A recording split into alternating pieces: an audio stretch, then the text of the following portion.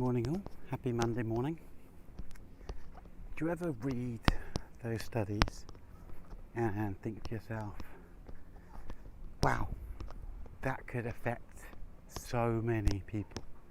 Maybe it's like a bit geeky asking, do you ever read those studies, because not everybody reads research studies, which is fair enough. But if you're passionate about something and you read the original research, then you start to understand so much more around the subject, and you think to yourself, if even 10% of what they write is applicable to the real world, or if even say 10% of the normal population get 10% of the positive results that they got, then it would have a huge benefit on the health of so many different people.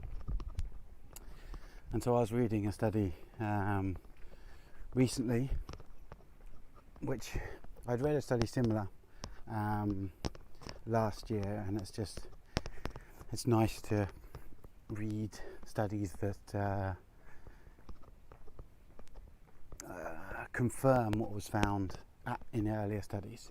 It's also nice to read studies that find the opposite, and then you can actually go into the details of those studies to see why. Is there a reason why, or is it a case of, okay, that one said yes, that one said no, let's do another one, see what it comes out of. Let's play around with one of the variables, see whether actually there is both a yes and a no in the answer. It just depends on one of the variables. And so I was looking at green light this time, not red light but green light, with regards to migraines.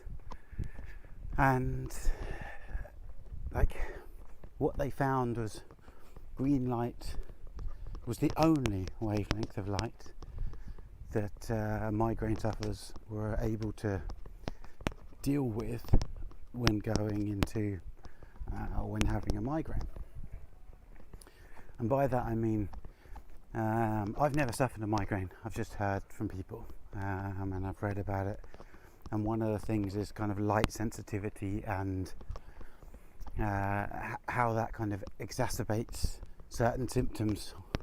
And what they found was this green light was the only wavelength of light that didn't exacerbate symptoms. Now, does that mean all the symptoms go away? Absolutely not. But if you have a wavelength of light that doesn't exacerbate symptoms, and you can be in a room with that colour light, knowing that you can have your eyes open and it won't make it worse, isn't that pretty amazing?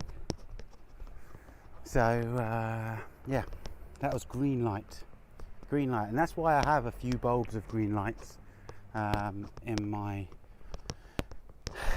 stock, just in case anybody that has migraines is open to trying them, because with all the lights that I have, I try and test them out in order to see their effectiveness, in order to see how they look when they're on, test their effectiveness, as I said.